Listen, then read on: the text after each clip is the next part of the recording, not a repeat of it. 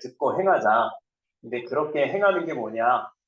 하나님 우리에게 사람들을 더 이해해주고 사랑해라. 더 배려해주고 또 온유하게 대해주고 그렇게 좀 친절하게 대해주고 그렇게 좀 해줘라. 이게 바로 하나님 기뻐하시는 거다라는 이야기를 했어요. 여러분 그러면 질문할게요. 여러분 한 주간 동안 아니 질문이 좀 의미가 없는데 여기 기억을 못 하신다니까. 그래도 질문할게요. 여러분 한 주간 다른 사람들에게 더 친절하고 더 이해하고 배려하는 삶을 통해서 아 진짜 하나님이 좀 기뻐하셨겠구나 내 삶을 좀 기뻐하셨겠구나라고 좀 그런 삶을 여러분들 좀 살다 오셨나요? 분명 쉽지 않았을 거예요. 남을 이해하기보다는요 사실 내가 이해받기를 원합니다. 남을 배려하기보다는요 내 마음 가는 대로 행하는 것이 더 편해요. 그리고 여전히 나에게 친절한 사람에겐 내가 친절할 수 있어요. 하지만 나에게 친절하지 않은 사람에겐 아직도 우린 친절하는 게 어렵습니다. 이건 저에게도 마찬가지예요. 저도 분명히 한 주간 이걸 계속해서 생각했어요. 더 배려해야지. 더 친절해야지. 더 한번 참아줘야지. 하지만 쉽지 않더라고요. 여러분 그렇다고 해서 우리가 그걸 못했어요. 못했으니까 우리는 하나님이 기뻐하시는 삶을 살지 못한 겁니까? 여러분 한 주간 여러분 하나님 기뻐하는 삶을 못 살았어요. 맞습니까? 아니라고 생각합니다. 분명 쉽지 않은 일임을 우리 분명히 알아요. 이게 쉽지 않다라는 거예요. 우리 이게 정말 쉬우면 예수님께서도 하나님께서도 우리에게 이걸 그렇게 하라고 말씀하지 않았겠죠. 왜? 너무 쉬운 거니까 당연히 여러분들이 할 수 있는 거니까. 근데 이 말씀하셨다는 걸 결국 이게 쉽지 않다라는 거예요. 그러면 우리는 못하는 걸까요? 아니에요. 그럼에도 불구하고 우리가 한번 그것들을 생각하고 내가 한번 실천해 보려고 노력했던 마음이라도 있었다면 그 마음만으로도 하나님은 분명히 기뻐하셨을 거라는 거예요. 여러분 학교에서는 이렇게 이야기하고 있어요. 산에 올라가서 나무를 가져다가 성전을 지어라. 그러면 내가 그 성전으로 인해서 기뻐하고 영광을 받겠다. 이건 여호와의 말씀이다. 여러분 이게 무슨 얘기냐면 여러분 다 아실 거예요. 아시는 이야기지만 다시 한번 말씀드릴게요. 이스라엘 백성들이 포로로 다 끌려갔어요. 나라가 다 망해갖고 다 끌려갔습니다. 그리고 70년이 지난 후에 다시 돌아왔어요. 이제 해방이 됐어요. 우리나라 35년의 그 압제였지만 이 사람들은 70년의 그 시간이었어요. 포로 생활에 돌아왔어요. 근데 돌아왔는데 돌아와서 보니까 그때 그렇게 멋있었던 솔로몬이 지어놨던 성전이 다 무너져 버린 거예요. 그래서 가장 먼저 이 사람들이 해야 될 일이 뭘까요? 성전을 세우자. 성전을 다시 짓고 우리가 거기서 하나님께 예배를 드리자라고 했는데 해방꾼들이 있습니다. 성전을 짓지 못하게 방해하는 세력이 있었어요. 그래서 결국 이 사람들은 성전 짓는 걸 포기합니다. 그리고 나서 그냥 내 집 짓고 내가 밥 해먹을 거 준비하면서 그렇게 살아요. 그때 하나님께서 나타나셔서 학교 선지자를 통해서 하신 말씀이 바로 이건 거예요. 뭐라고 이야기하시냐면요. 야 너네들 예전에 지었던 거 엄청나게 화려했던 거 솔로몬 성전 그런 거 똑같이 안 줘도 돼. 나 니네 상황 다 알아. 니네 그냥 나무 있잖아. 산에 있는 나무 잘라다가 그냥 대충 얼기설기라도 그냥 대충이라도 지어봐. 그냥 이게 성전이야. 별로 성전같이 안 생겼어도 이게 성전이야 라고 생각하고 니네가 할 수 있는 최선을 다해서 한번 지어봐. 그럼 난 그것 때문에 너희들에게 기뻐해줄게. 너희들에게 그렇게까지만 하면 내가 그것으로 충분히 만족하고 기뻐할게라고 하나님 말씀하시는 거예요. 이게 뭐냐면 작은 시도, 노력, 마음만으로도 하나님은 충분히 기뻐하신다라는 거예요. 내가 뭔가를 완벽하게 해내야지만 꼭 하나님이 기뻐하시는 게 아니라 내가 그런 마음만, 내가 그런 시도만이라도, 내가 그런 노력만이라도 했다라면 그것만으로도 하나님은 우리의 삶을 통해서 기쁨을 받으신다라는 거예요. 여러분 그렇기 때문에 우리는 야 내가 지난주에도 이렇게 못 살았어. 와, 난 실패야. 난 진짜 하나님 기쁘게 해드리는 삶을 난 못 사는 인간이야. 라고 포기하는 게 아니라 그 마음을 잃지 말고 계속해서 조금씩 우리의 삶 속에서 하나님이 기뻐하시는 것이 무엇인지를 우리가 찾고 계속해서 노력하는 그 삶이 우리에겐 반드시 필요하다라는 거예요. 우리 계속해서 이런 관점으로 오늘 말씀을 통해서 좀 한번 이어가려고 해요. 여러분 오늘 말씀 진짜 유명한 말씀입니다.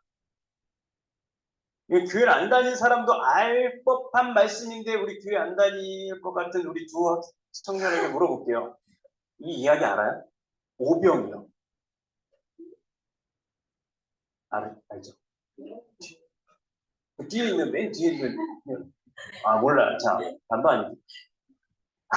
자, 오병이요. 보리떡, 뭐 한국말은 떡이라고 표현하는데 그런 떡 5개 하고 물고기 2마리 하고 뭐 그걸로 5,000명이 먹었습니다라는 그런 이야기.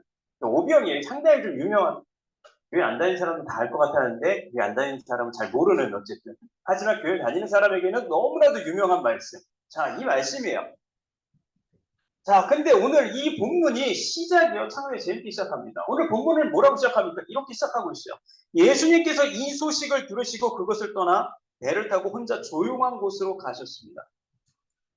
여러분, 예수님이 소식을 들으셨어요. 어떤 소식을 들었습니까? 근데 예수님이 들은 소식이 뭘까요?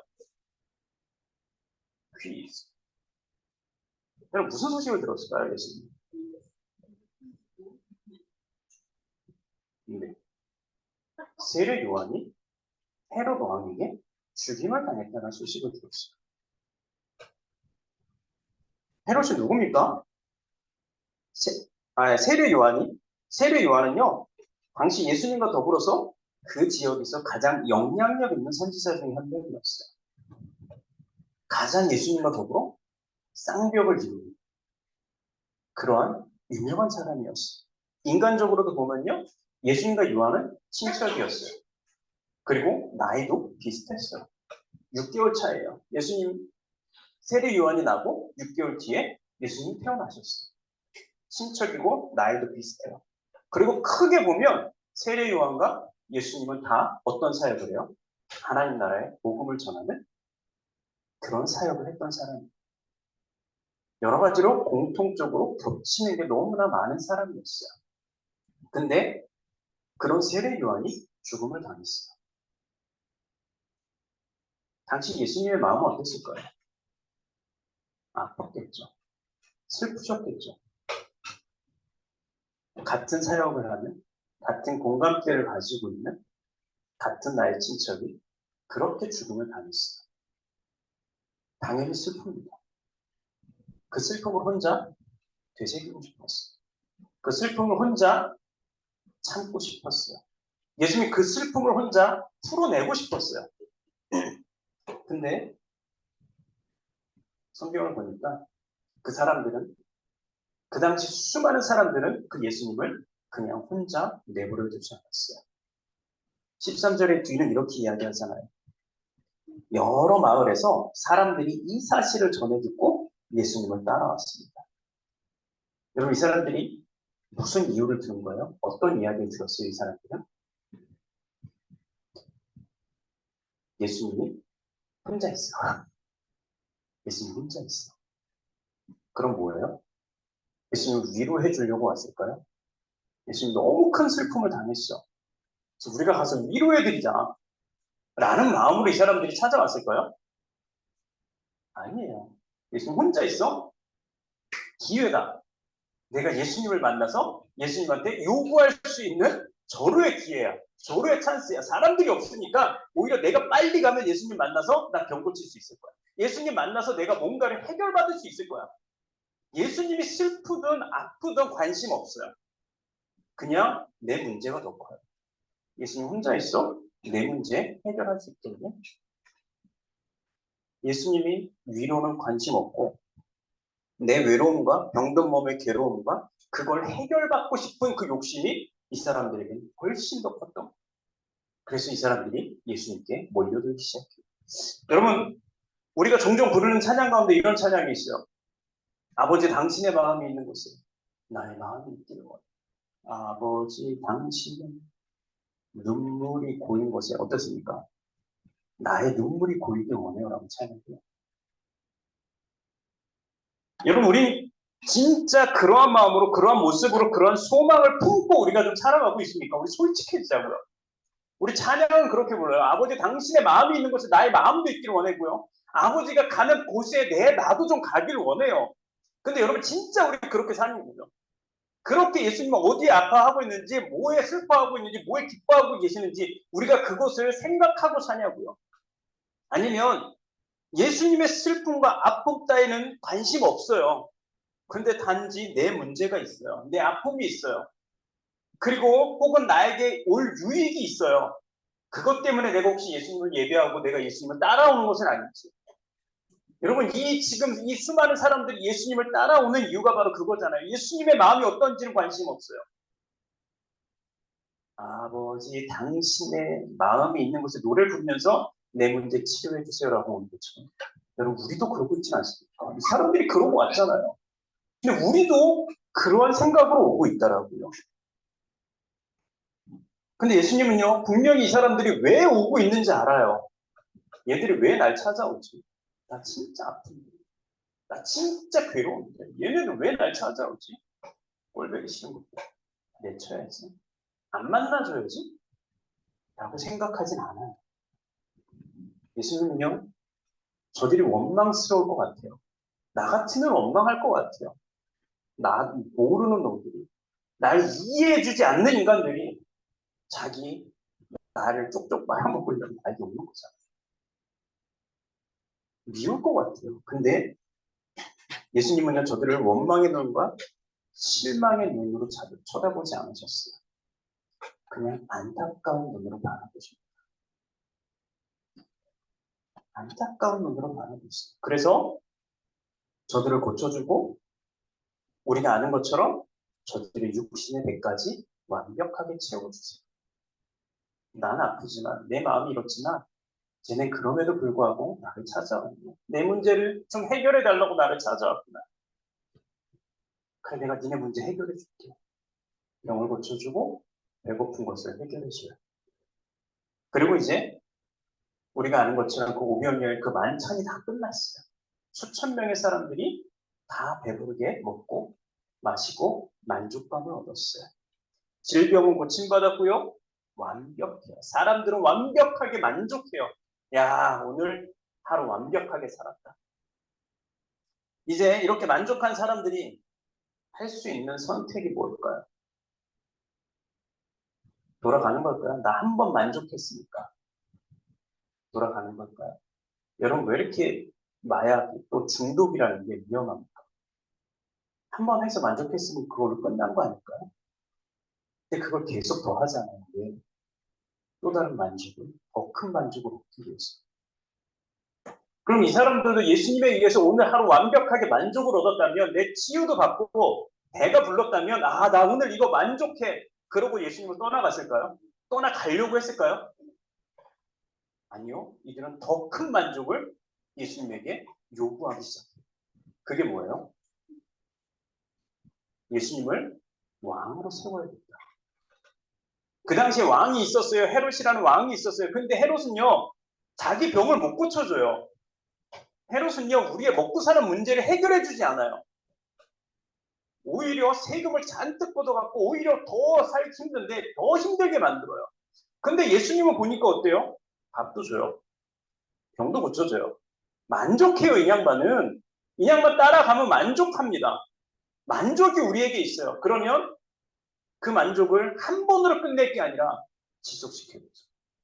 지속시킬 수 있는 방법은 이분을 왕으로 만들자. 헤롯을 몰아내고 이분을 우리의 왕으로 세워놓자. 그래서 우리가 이 땅에 살아갈 때 평생 이분 때문에 만족하게 우리가 배부르게 한번 살아가보자. 이런 생각을 하고 있어요. 여러분 그러면 이 모습을 보는 제자들의 생각은 어떨까요? 이제 세례 요한도 죽었어요. 남은 건 예수님뿐이에요. 예수님이 가장 큰 영향력이 있어요. 그리고 이 지옥 같은 삶에서 저 사람들을 구원해 줄 수 있을 것 같은 사람은 이제 예수님뿐이에요. 그리고 여기에 지금 수만 명의 사람들이 앉아있어요. 그리고 이 사람들이 지금 술렁이기 시작해요. 예수님 왕으로 만들까? 예수님 왕으로 만들자. 제자들은요, 속으로 좋아요. 야, 기회가 왔다. 해볼만 하겠다. 이 사람들이 움직이면, 예수님을 이 사람들이 왕으로 만들어 놓으면 나는 그 옆에서 한 자리씩 해먹을 수 있겠네. 기대를 갖고 있습니다. 기대를 가지고 이 사람들을 바라보고 있어요. 지금 이 만찬 이후의 들판은요, 이러한 상상과 움직임으로 지금 술렁이고 있는 거예요. 이 수많은 사람들이 5천 명이라고 이야기하잖아요. 이건 남자만 5천 명인 거예요. 어린아이와 여자들을 개수하지 않아요. 수만 명의 사람들이 지금 이 생각으로, 이 상상으로, 이 움직임으로 지금 술렁이고 있어요. 이 움직임을 예수님은 파악합니다. 그리고 나서 바로 예수님은 이 행동을 하세요. 22절에 그 즉시 예수님께서는 제자들을 배에 타게 하시고 호수 건너편으로 먼저 가 있으라고 하셨습니다. 그동안 예수님께서는 사람들을 되돌려 보내셨습니다. 여러분 이해 가십니까? 그 술렁, 그 움직임, 그 기대감, 그 상상, 그걸 예수님은 한 방에 정리했습니다. 야, 니네 쓸데없는 생각하지 말고 배 타고 빨리 다른 동네 가 있어. 니네 빨리 가. 그리고 사람들은 뭐예요? 여러분 이제 만찬 끝났어요. 다 돌아가세요. 다 가세요. 여러분 이제 끝났으니까 다 여러분들 집으로 돌아가세요. 어떤 움직임도 어떠한 뭐 운동도 하지 말고 여러분 다 돌아가세요. 쓸데없는 생각하지 마세요. 다 돌아가세요. 여러분 제자들과 그곳에 모였던 사람들은요. 예수님의 이러한 행동이 이해가 안 갔을 거예요. 왜냐하면 원망도 있었고 불평도 있을 때 왜냐하면 우리는요. 솔직히 사람들은요. 내면 깊은 곳에 눈에 보이지 않는 어떠한 성취를 뭔가 눈에 보이지 않는 뭔가를 추구하는 사람이 아니라 사람은 어때요? 눈에 보이는 뭔가 성취를 요구하는 사람들인 거예요. 여러분 왜 공부하십니까? 내면 깊이 뭔가 수양을 쌓기 위해서 여러분들 공부하시나요? 증 따려고 하잖아요. 눈에 보이는 어떠한 증을, 눈에 보이는 뭔가 성취물을 얻기 위해서 여러분 우리 공부하는 거잖아요.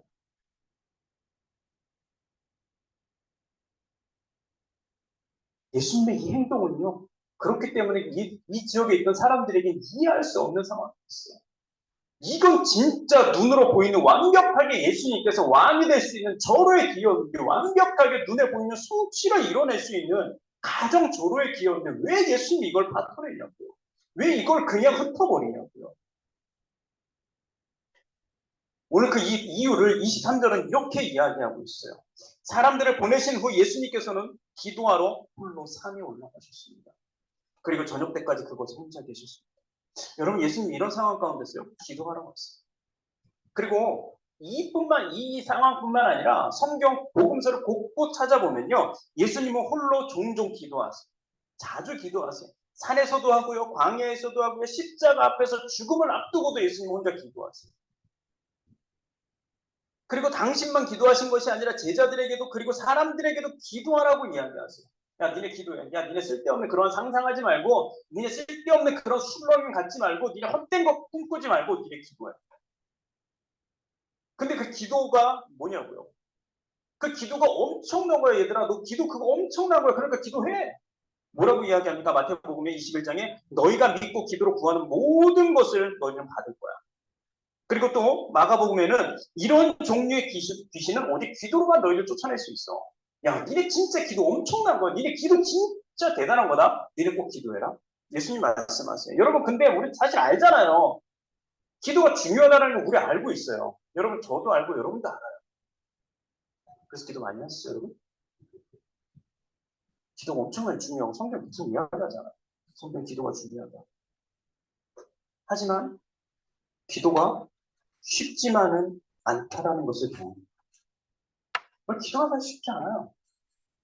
기도가 그렇게 중요한데 중요한 걸 알면서도 우리 기도가 잘 안 됩니다. 여러분 우리 먼저 기도하라고 하면요. 뭔가 요구만 나와요. 안 그렇습니까? 안 그렇습니까? 뭔가 요구만 하지 않습니까? 하나님 좀 이것 좀 주시고 뭔가 이것 좀 해결받기 원해요. 하나님 정말 이게 있어요. 저도 얼마 전에 정말 간절히 했던 기도가 있어요. 그게 뭔지 아세요?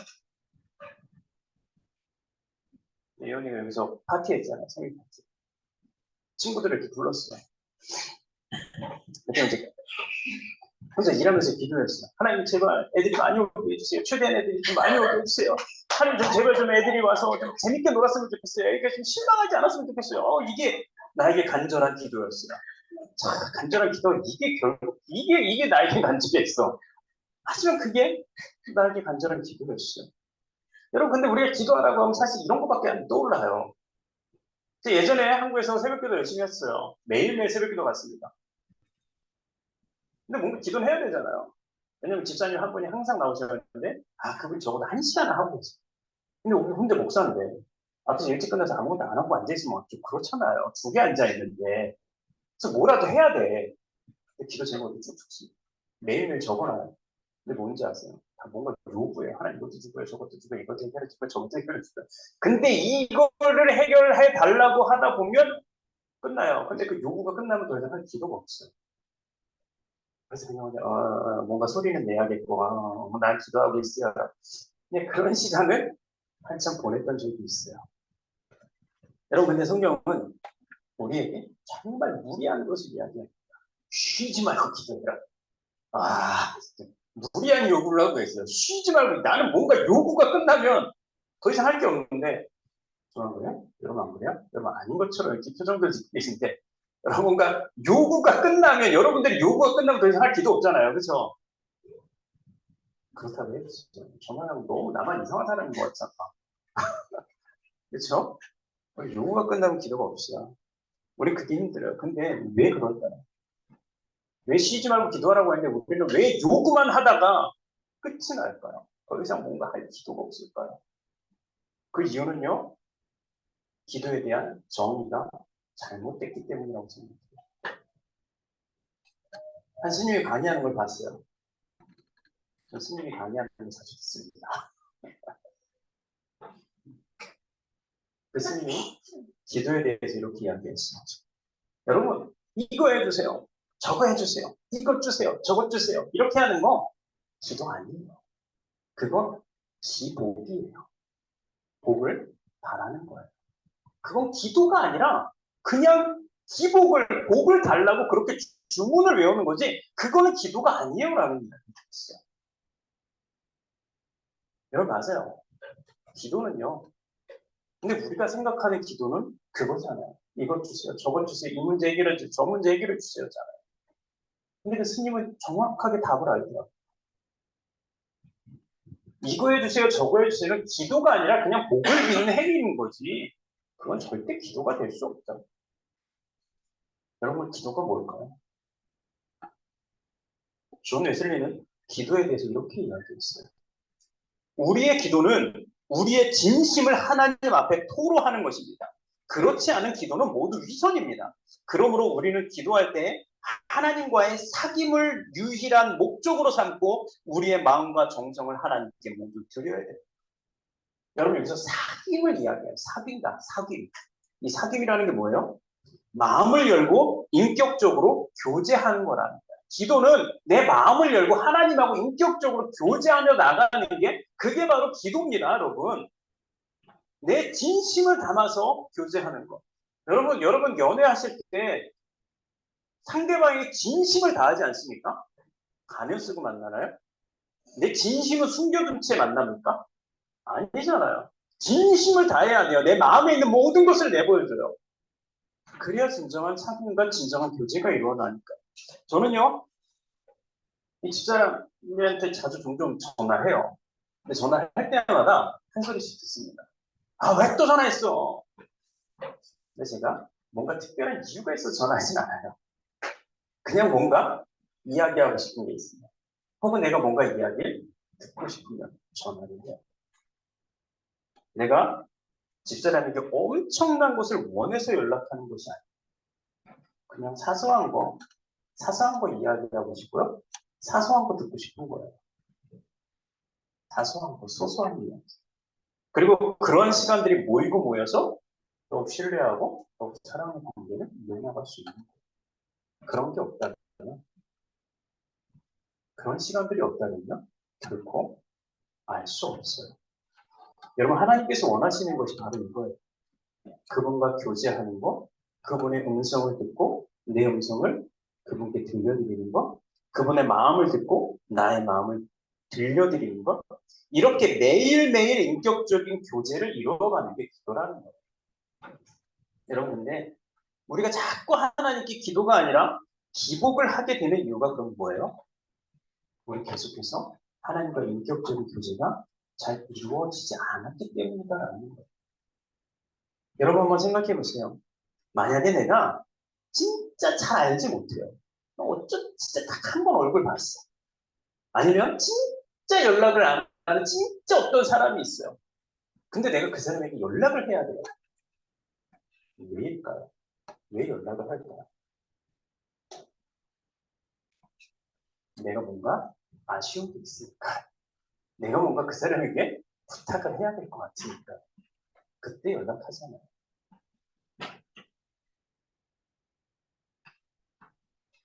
여러분, 그리고 우리가 부탁을 정말 어쩌다가 그 사람에게 부탁을 하잖아요. 그러면 우리는 그 사람의 지금 상황을 알 수 없어요. 그 사람이 지금 어떤 상황인지 우리는 몰라요. 내 부탁을 들어줄 수 있는 상황인지 혹은 그게 가능하지 않을지 그리고 불가능하다면 왜 불가능한지 우리는 몰라요. 그냥 뭔가 전혀 교제가 없고 연락이 없다가 어쩌다가 내가 그 사람에게 뭔가 부탁해야 될 게 있으니까 그 사람의 상황은 모른 채 그냥 연락하는 거예요. 나 이거 부탁이 있는데 나 좀 이런데 너 좀 해줄 수 있어? 그 사람의 처지는 그 사람의 상황은 전혀 안중이 없어요. 알 수도 없고요. 여러분 근데 교제가 깊은 사람에게는요. 어때요? 내 상황을 특별하게 이야기하지 않아도 돼요. 표정만 봐도요. 숨소리만 들어도요. 그 사람 말 한마디 야 여보 뭐 여기 앉아있는데 첫마디 여보 이거 이 한마디에 따라서 이 상황이 어떤 상황인지 완벽하게 파악해요. 깊은 교제가 있고 깊은 교제가 이루어지고 있으면 우리 길게 이야기하지 않아도요. 길게 듣지 않아도요. 뭔가 주저리 설명하지 않아도요. 우리 완벽하게 알 수 있어요. 예수님은요. 하나님과 그 관계, 그 교제를 계속해서 이 땅에서도 이어오고 계신 거예요. 계속해서 그 관계를 놓지 않고 끊지 않고 계속해서 그 관계를 이어오셨던 거예요. 그리고 그 교제 속에서 하나님께서 예수님께서 원하셨던 것이 무엇인지 분명하게 알고 계셨어요. 야 예수야 나는 네가 여기서 그 십자가를 완벽하게 져줬으면 좋겠어. 네가 십자가에서 완벽하게 죽어줬으면 좋겠어. 네가 저들의 왕으로 주대되는 것이 아니야. 넌 그냥 십자가에서 완벽하게 죽어줬으면 좋겠어. 그러면 내가 그때 너를 온 세상에 진짜 왕으로 세워줘. 예수님은 그 교제 가운데 그 마음을 알고 계셨어요. 그래서 그분은 이 세상의 소용돌이에 휘말리지 않을 수 있었어요.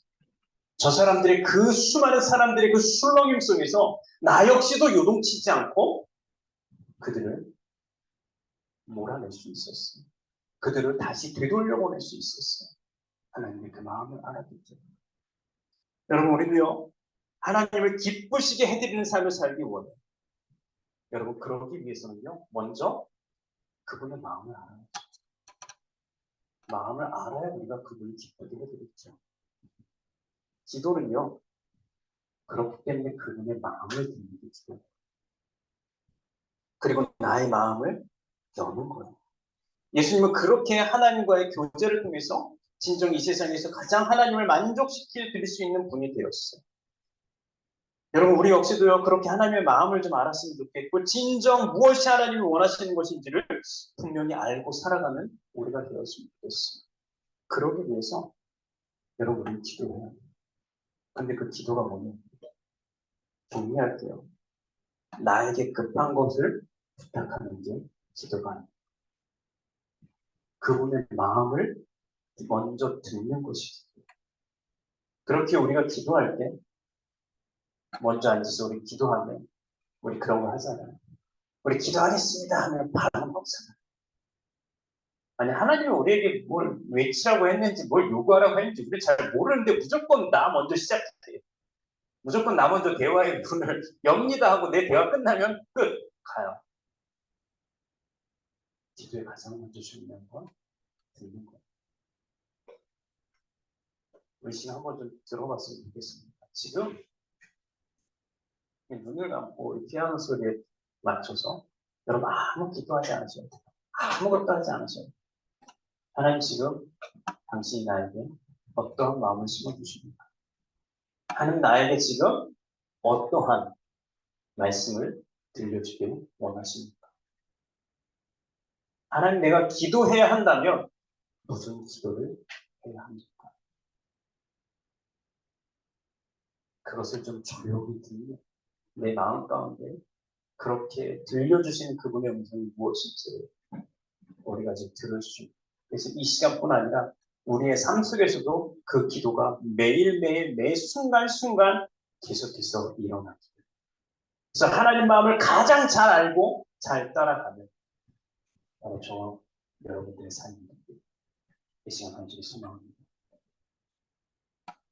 같이 한번 기도하겠습니다.